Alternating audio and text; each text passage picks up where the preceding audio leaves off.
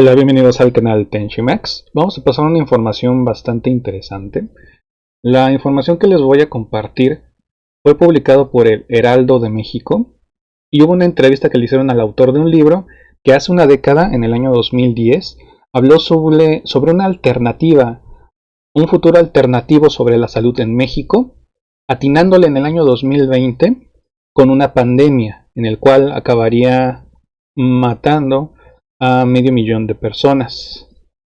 Todo esto fue publicado en un libro en el año 2010, revisado palabra por palabra, es correcto, fue publicado, fue entrevistado el autor de este libro y el mismo autor está sorprendido de lo que se escribió hace 10 años, de lo que él mismo escribió hace 10 años y lo que está pasando en este momento. Antes de pasarles la información completa, les voy a poner aquí el mapa de la actualización en este preciso momento. 12.595 es lo que marca. Cada hora se actualiza, así que va a variar conforme pase el tiempo. Ahora, la información que les estoy dando es la siguiente.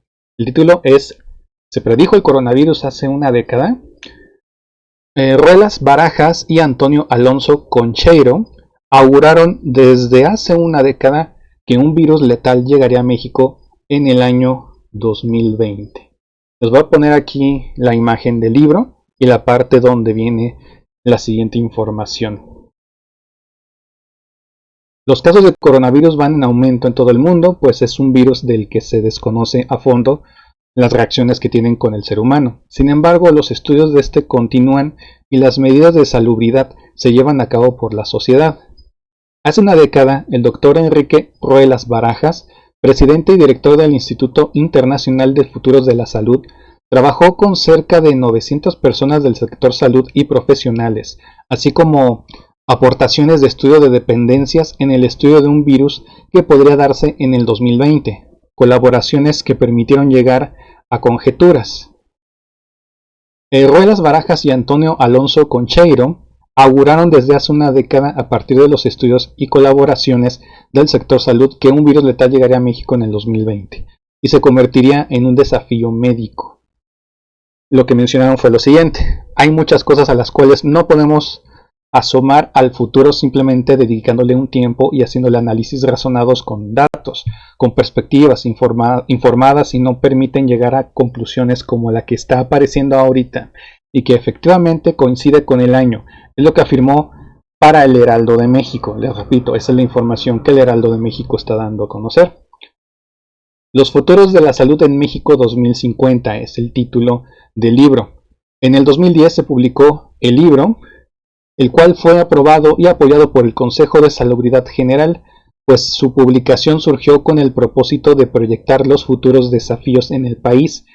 Sin embargo, en uno de los capítulos se habla sobre un virus que dejaría hasta 500,000 de muertes en el país.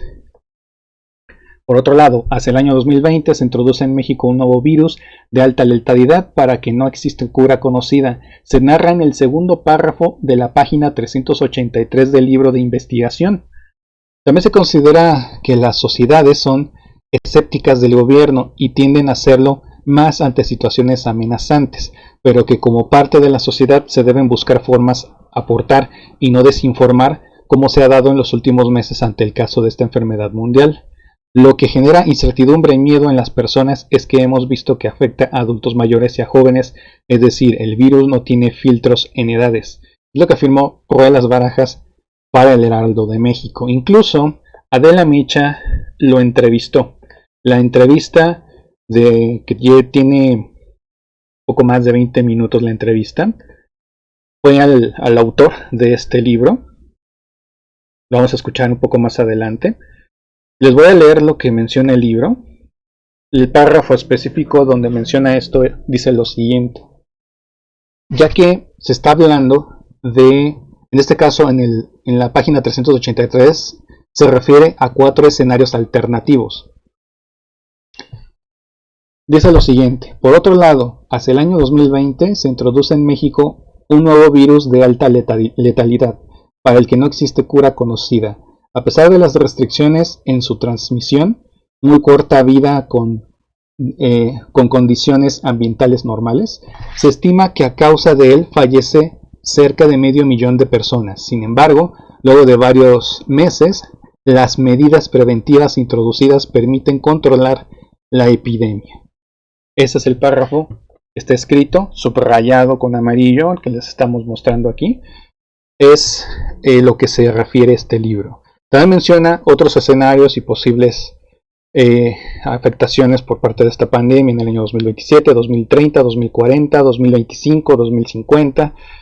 Todo eso se narra en el libro. La entrevista, que es lo interesante o lo importante sobre el autor que por parte de Adela Micha le hizo, es la siguiente.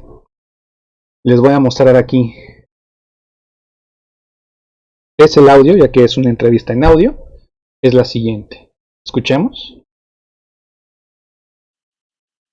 Yo tengo la línea telefónica justamente porque desde ese momento me obsesioné con hablar con él, al doctor Enrique Ruelas Barajas. Hola, doctor, buen día.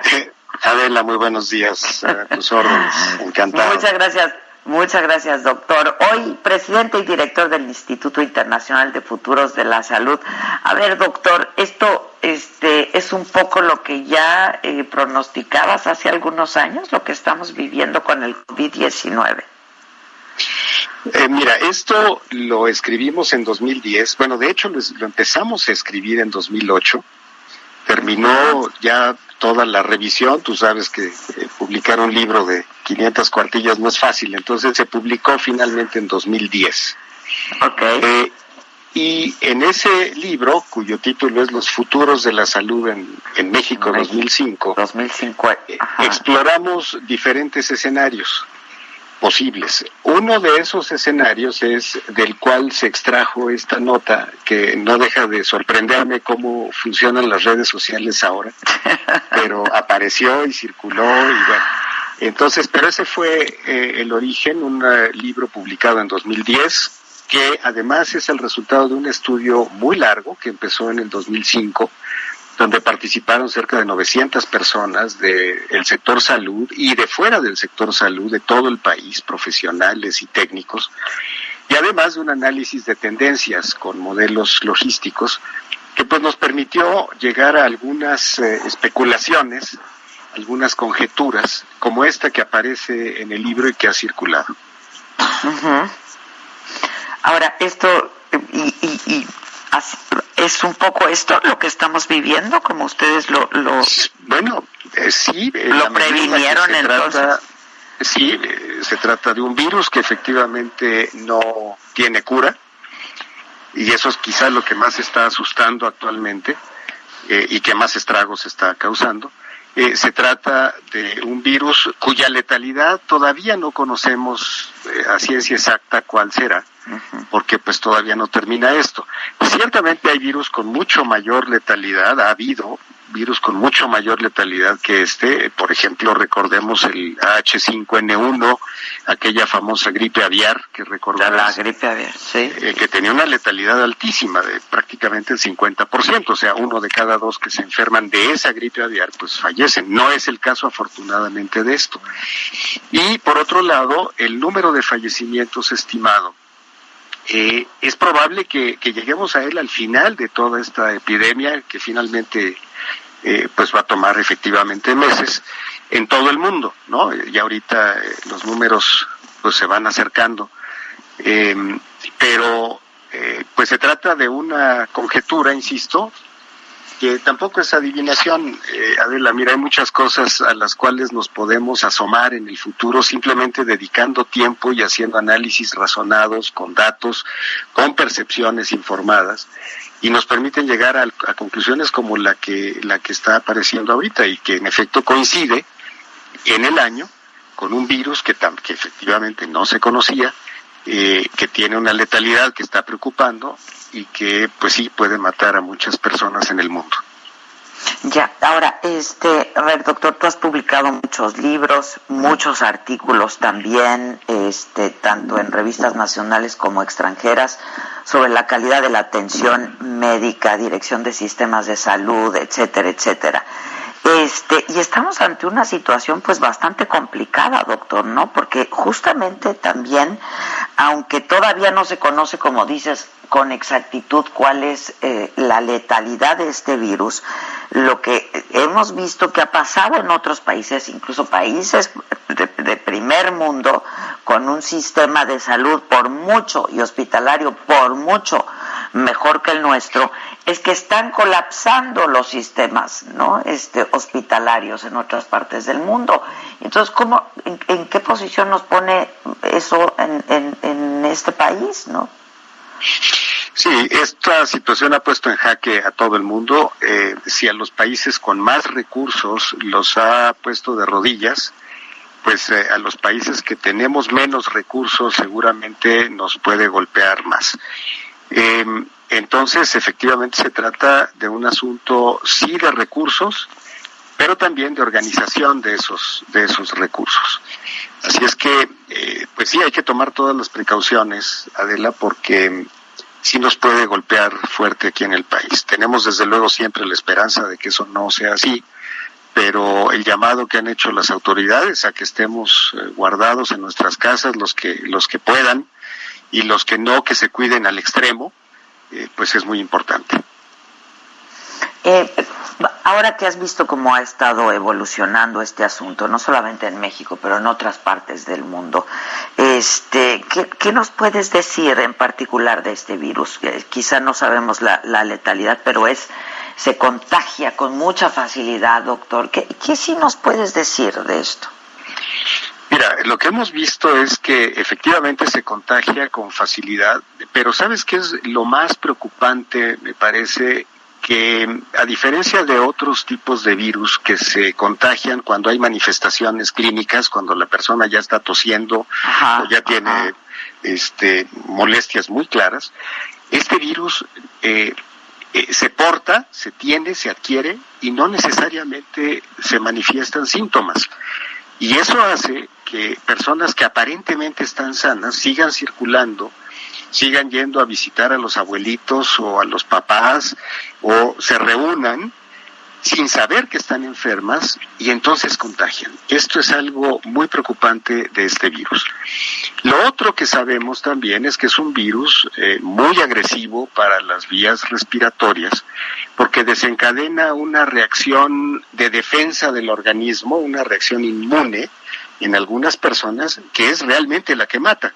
No tanto el virus per se, sino la reacción que genera en la gente, que le produce una terrible inflamación en los pulmones, y eso finalmente va llevando a lo que llamamos los médicos una falla orgánica múltiple, porque es tal el daño en los pulmones que te empieza también a afectar riñón, hígado y bueno, deja de funcionar, ¿no? Crashean. Deja de funcionar, así es. Entonces, yo creo que esos son los factores que más temor están generando. No hay cura, el virus se contagia con relativa facilidad, pero sobre todo es un virus pues misterioso, porque hay gente que lo transporta sin saberlo y contagia, y finalmente la reacción que produce en el organismo puede ser muy fuerte. Es decir, este virus contagia aunque no tenga una manifestación, aunque sin síntomas, sí, asintomáticamente. Porque lo que habían estado diciendo es que no contagia hasta que no hay una manifestación, ¿no? Porque yo me acuerdo que se lo preguntaron al... Claro. Perdón, doctor, dime. Lo que ya sabemos es que sí se puede ser contagioso de personas que no manifiestan ningún síntoma claro, ¿no? Okay. Entonces eso es lo peligroso, eso es parte del peligro de este virus. Por eso hay que cuidarse tanto. Y bueno, pues parece que lo único que verdaderamente ha mostrado efectividad en los cuidados es el aislamiento y el agua y jabón, ¿no, doctor?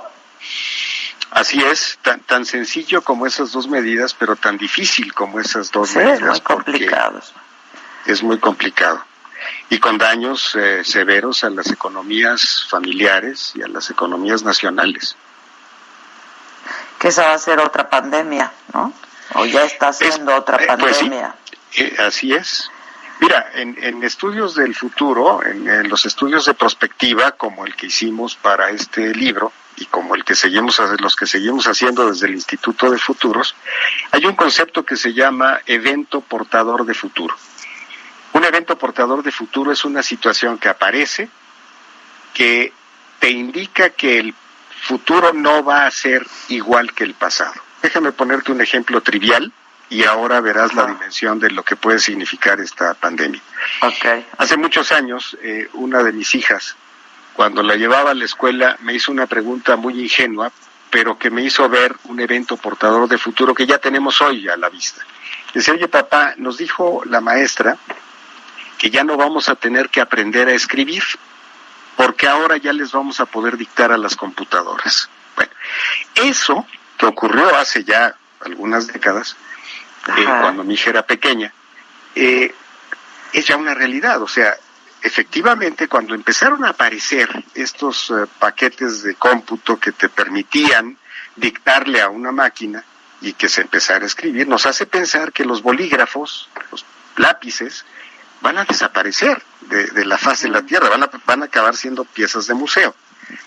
Y que en efecto, pues vas a poder hablar directamente con una computadora. Bueno, ese es un evento portador de futuro en aquel momento.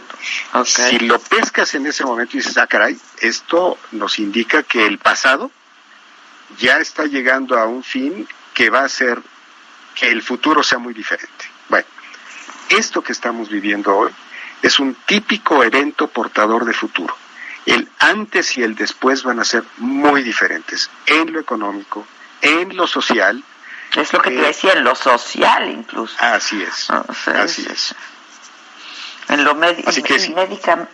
médicamente, que yo he oído, he leído, en fin, que dicen, pues esto nos agarró con la guardia abajo, ¿no? O sea, nos agarró desprevenidos este virus. Sí, doctor, o sea, ¿qué pasó? Sí. Bueno, mira, es lo mismo que nos pasó en 2009 aquí en México, Adela. Exactamente lo mismo. Y aquella ocasión, que fue diferente, pero nos explotó en las manos en México. Sí, o sea, lo que vivió China en noviembre del año pasado, nos tocó a nosotros hace exactamente 11 años, en abril del 2009. Y yo recuerdo la escena, porque entonces era yo secretario del Consejo de Salubridad General. En la sala de juntas del secretario de Salud, entonces José Ángel Córdoba Villalobos, con todos los subsecretarios, los comisionados, nuestros expertos epidemiólogos e infectólogos, y comunicados con el CDC de Atlanta y el equivalente en Canadá, cuando nos dijeron, después de que aquí en México no habíamos podido tipificar ese virus, porque no se le encontraba qué era, se mandaron muestras a ver si ellos sabían, y la respuesta en el micrófono, en esa mesa de juntas esa tarde, fue, desde el CDC, no sabemos de qué se trata. Tomen todas las precauciones. Híjole. Bueno, fue verdaderamente escalofriante la escena, porque no sabíamos qué era. Entonces, pues ahí también nos agarró con la guardia baja. Ahora, en aquella ocasión tuvimos varias ventajas. Una, que pronto se supo que ese virus podía ser curado con oseltamivir o Tamiflu. El Tamiflu. ¿Verdad? Eso fue, entonces, lo supimos rápido, y eso, claro, y nos dio una gran tranquilidad, ¿no? Sí. Afortunadamente. Además, habíamos tenido en el sexenio previo, tú recordarás, la amenaza de aquellos sobres con anthrax que se habían desencadenado después del atentado del 11 de septiembre. Sí. Y además había empezado a surgir esta amenaza de la influenza aviar, SH5N1, que hicieron que hacia el final de aquella administración, siendo secretario Julio Frenk, se hiciera una compra importante de Tamiflu que se puso bajo el resguardo del ejército, sin saber pues que iba a servir para este virus. Claro. Afortunadamente, pues estaba esa preparación. En el 2007 habíamos reforzado el Consejo de Salubridad General para que participaran los secretarios de Estado que podrían tener que ver con decisiones de esta naturaleza, y entonces se sumó al secretario de Hacienda y a la Secretaría de Educación Pública y a la Secretaría de Desarrollo Social y a la de Economía, que no formaban parte del Consejo. De tal manera que en el 2009 pues sí nos agarró de sorpresa el tema, pero estábamos relativamente pertrechados, ¿no? Sí. Así que, pero este es el destino de todos estos virus. Y por eso cuando nosotros escribimos esto hace 11 años, hace 10 años, bueno, realmente lo escribimos hace 11, se publicó hace 10, pues no era algo que no pudiera preverse con alguna naturalidad, ¿no? Ya. Y yo creo que lo que está generando tanto miedo ahora, pues es justamente el que pues, no se conoce un tratamiento que sea, pues, que haya cumplido con un protocolo y que pruebe que sea eficaz, ¿no? Eso, Adela, y la otra parte que me parece que genera también mucha incertidumbre y miedo, es que aunque hemos visto que esto afecta de manera muy importante a adultos mayores, también estamos viendo un buen número de fallecimientos en personas gente joven, sí.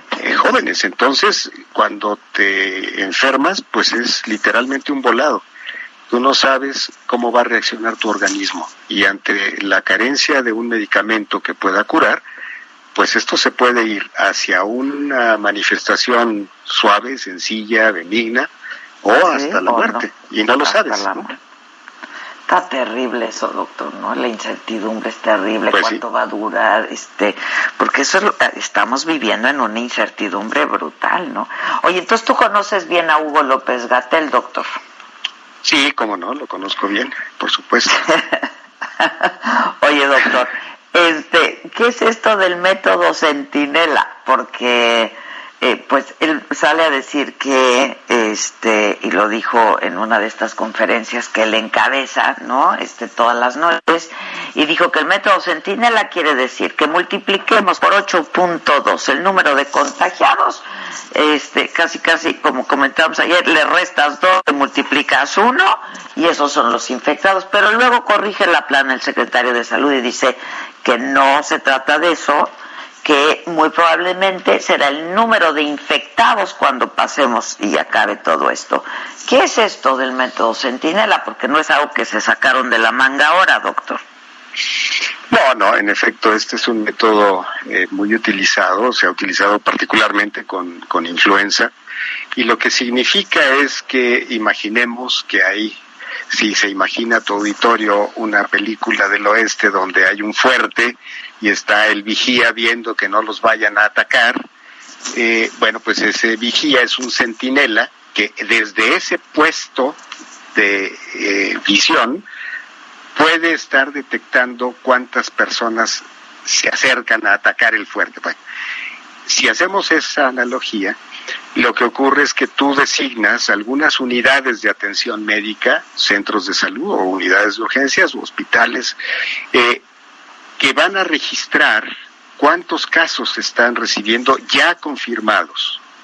Uh-huh. Y con base en ese número de casos y sabiendo qué tanto se reproduce esta enfermedad, tú puedes estimar estadísticamente cuántos más pueden estar enfermos a pesar de que no te hayan llegado a ese puesto. Ya, en este momento, ¿no, Juan? En este momento. En este momento. Okay. Y entonces existen estos centros Centinela que detectan los casos que ya tienen manifestación, que ya se confirman, y a partir de eso estiman el total de números de pacientes o de personas que pudieran estar ya infectadas. Eso es lo que significa. Ahora, finalmente te pregunto, sé que me querrá ser prudente, pero sí te quiero hacer esta pregunta. ¿Qué piensa la comunidad científica? ¿Actuamos a tiempo en México? ¿Se actuó oportuna y pertinentemente? La verdad, doctor. Mira, a ver, te contesto de esta manera. Hace un momento te relaté lo que vivimos en aquella sala de juntas de la Secretaría de Salud en Lieja hace exactamente 11 años. Cuando escucho de pronto en estas fechas que dicen es que se actuó muy pronto, se actuó demasiado rápido, se tomaron medidas muy duras, entonces... Pues lo dijo López-Gatell, Bueno, mi reacción es decir, no solamente él, pero es algo que se comenta, ¿no? Entonces yo iba a ver, me hubiera gustado que estuvieran allá adentro en esa sala de juntas, porque escuchando lo que escuchamos, viniendo del CDC de Atlanta, diciendo tomen todas las precauciones porque no sabemos de qué se trata, No me puedo imaginar, Adela, en aquella época diciendo, bueno, pero de todas maneras, mira, vamos a esperar. Si hay más muertos, pues entonces tomamos medidas, ¿no? Pues no es algo que puedas hacer éticamente, ¿no? O sea, no puedes esperar a que haya cuántos muertos para tomar medidas. No, bueno, sí, claro. Entonces, en aquel momento se tomó la decisión que en ese momento se juzgó era la correcta con la información que se tenía en ese momento. Bueno, de la misma manera yo diría, yo hoy ya no estoy en el gobierno desde hace varios años, yo no podría juzgar las decisiones que se están tomando. ¿Qué le toca hacer a los consultorios adyacentes a farmacias? ¿Qué le toca hacer a las compañías farmacéuticas? ¿Qué le toca hacer a las compañías que fabrican equipo? ¿Qué le toca hacer a las universidades, aunque ahorita estén paradas, pero tienen sus redes? Algunas de ellas incluso siguen funcionando con cursos a distancia.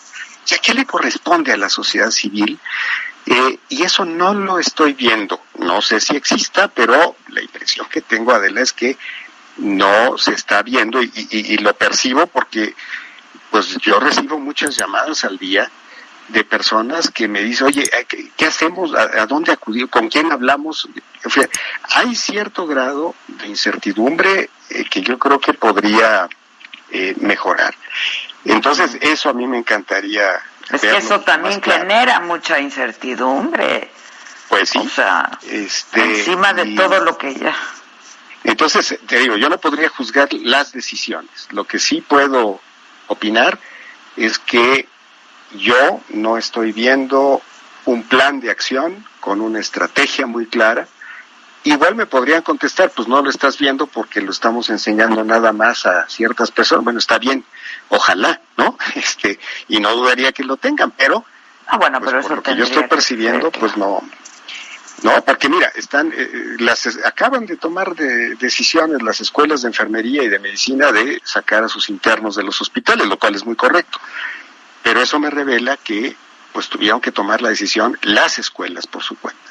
Hemos visto gobernadores que han salido también han tomado decisiones por su cuenta. Han tomado decisiones. Sí, claro. Entonces, yo creo que en ese punto sí valdría la pena que las autoridades acaban de tomar decisiones las escuelas de educación del plan, no de las cifras, que eso Hugo López-Gatell debe estar literalmente batallando todos los días para salir mañana y noche a dar datos, cosa que no es fácil.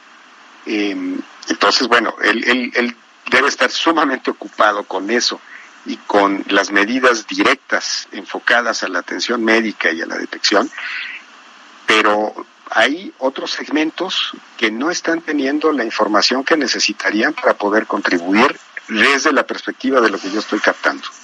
Sí, no, yo creo que eso está sin duda pasando, ¿no? Y eso te genera mucha inquietud y hay mucho desorden, hay desorden y eso pues lo percibimos todos. Finalmente te preguntaría, doctor, ¿por qué hay tanta incredulidad entre la gente y te dicen, es que veíamos las imágenes ayer en la Viga, ¿no? Y de veras no nos puede creer, pero es que también hay gente que dice, no hombre, eso no existe, yo no conozco a nadie que le haya dado, yo no conozco a nadie que esté enfermo, todos en mi familia bien, etcétera, etcétera. Y hay mucha incredulidad. Yo le decía a alguien hace un rato, bueno, es que acuérdense que aquí en México somos más de 120 millones, ¿no? Pues no necesariamente tienes que conocer a quienes están contagiados, pues. Pero no sé si no se está comunicando bien y me incluyo, ¿no? Porque me dedico a comunicar, si estamos haciendo algo mal, doctor. Sí, efectivamente necesitamos tener un poco más de información, pero déjame decirte, al mismo tiempo las sociedades somos muy escépticas de nuestros gobiernos, y hablo en plural porque eso pasa en todo el mundo, y tendemos a ser escépticos de situaciones que a veces nos amenazan. Déjame decirte, por ejemplo, y esto es increíble, pero en los Estados Unidos hay un porcentaje importante de la población, algo así como la sexta parte de los norteamericanos, que no aceptan, no creen que el Holocausto ocurrió. O sea, no lo aceptan. Tú sabes de este movimiento que propugna que la Tierra no es redonda, sino que es plana, ¿no? Bueno, y más cercano al tema de salud, pues todo este movimiento que se empezó a generar contra las vacunas porque causan autismo según algunas personas. Bueno, eso siempre va a ocurrir, razón por lo cual pues sí hay una necesidad de manejar mucho más información, mucho más clara, pero yo creo que aquí hay una variable, Adela, muy importante en donde ustedes juegan un papel fundamental. Y no solamente ustedes, la sociedad civil. Sí, como decía yo hace rato, hay mayor claridad en lo que deba corresponder a las academias de medicina, de pediatría, los colegios médicos, de enfermeras, luego a las tiendas de autoservicio, a los consultorios adyacentes de farmacia, a los medios de comunicación. Es que nos toca a todos en el marco de una estrategia claramente definida. Eso ayuda también a que a través de las redes sociales, y no me refiero a la de los teléfonos, sino a las redes de las familias, de los amigos, de los parientes, que empiezan entonces a decir, oye, esto sí va en serio. Y sí hay que cuidarse, o sea, no es cuento. Eso también ayuda. Entonces, yo creo que hay que construir o reforzar esa otra parte de la comunicación, que no es la información que recibimos mañana y noche del subsecretario. Hay un componente adicional que es estratégico y que creo que hay que enfatizar. Ya. Doctor, pues muchas gracias, te agradezco mucho. La verdad es que sí, a mí me llamó poderosamente la atención cuando leías este artículo y dije, bueno, pues esto se dijo hace 10 años, como tú dices. Muy bien, acaban de escuchar la entrevista de Adela Micha, precisamente al autor del libro, que hace 10 años, repito de nuevo por si acaban de llegar, hace 10 años se escribió un libro en el cual se mencionó algo que está pasando en este preciso momento en México. Precisamente Ruelas Barajas y Antonio Alonso Concheiro, los autores del libro, en el cual se piensa que auguraron desde hace más de una década el virus letal que llegaría a México en el 2020. Y eso fue precisamente en la página número 383 de este libro.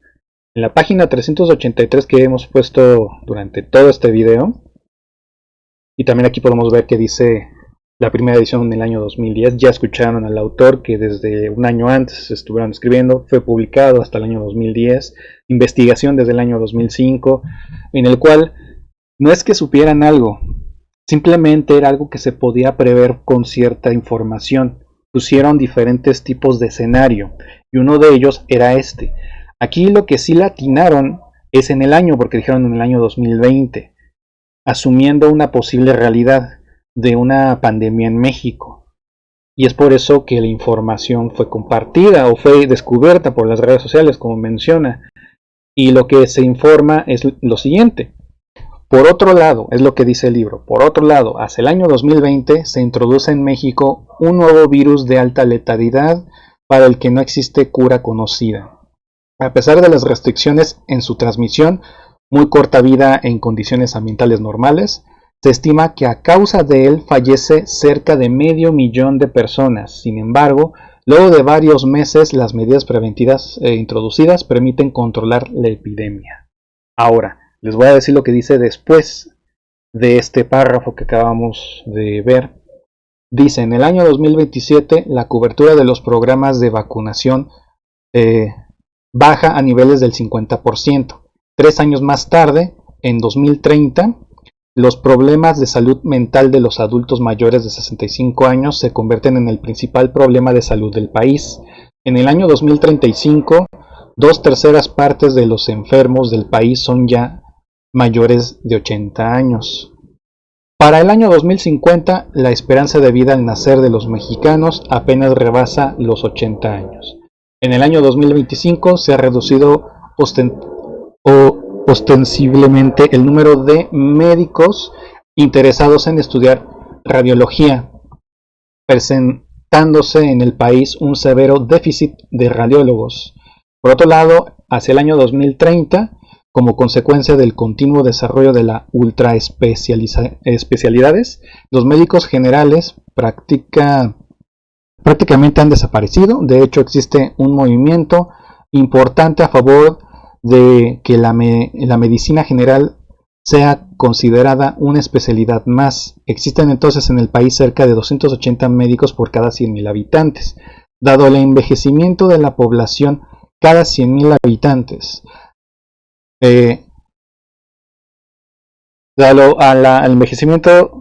debido al envejecimiento de la población y la falta de previsión, la escasez de médicos geriatras es grave. Durante el 2032 ocurre una huelga médica nacional en demanda de mejores condiciones de trabajo y mayores salarios. Sin embargo, a pesar de la gran movilización que acompaña la huelga, poco es lo que se considera los profesionales de la salud. Hacia el año 2040, las carreras de técnicos en medicina son ya más populares que la medicina. El número de médicos por cada 100.000 habitantes apenas rebasa los 300. Es desde la página 383 del libro. Aquí estamos viendo también la primera edición del año 2010, sellado. Esto es, aquí dice México Distrito Federal, todavía se llamaba Distrito Federal en vez de Ciudad de México. La primera edición, derechos reservados conforme a la ley, impreso en México. Esa es parte de lo que se mencionó en este libro y la entrevista que le hicieron. ¿Ustedes qué opinan al respecto? Ten en cuenta que no por atinarle a esto, aquí le atinaron en el año, pusieron un escenario similar a lo que estamos viviendo. El autor ni siquiera sabía de lo que iba a suceder, ya lo dijo en la entrevista. No es de que tuviera alguna visión, algo que le dijera sin ninguna otra justificación lo que iba a pasar. Simplemente por estudios, por estadísticas, por lo que la ciencia le daba como resultados en posibles realidades, mencionó esto. Si esto hubiera cambiado, hubiera dicho otra fecha, digamos otro año, no hubiera tomado tanta relevancia. Pero como le puso el año 2020, fue atinarle un año en el cual estamos en el 2020 y estamos enfrentando lo del COVID-19. Lo digo porque no quiere decir de que algo saben o que se estuvo planeando y por eso ahora se está desarrollando y por eso hace 10 años se sabía. No es que se sabía, se estaba previendo, se estaba tomando en cuenta varios factores.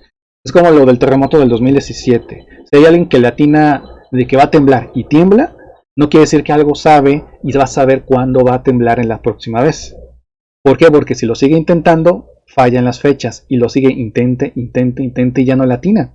Y es porque fue una coincidencia en decir va a temblar y tembló. Aquí va a surgir una epidemia y surgió. Pero en este caso habla del año que fue muy exacto. Y aparte de posibles realidades, no fue la única. Y el mismo autor no está diciendo de que tenían conocimiento previo de eso, sino simplemente fueron estudios. Fueron varios años de estudios médicos. Por el momento esa será la información. No sé qué opinan ustedes al respecto sobre este tema. Por el momento será lo que tenemos aquí en el canal en Tenshimex. Más adelante con actualización de este y otros temas aquí en el canal. Gracias por ver el video.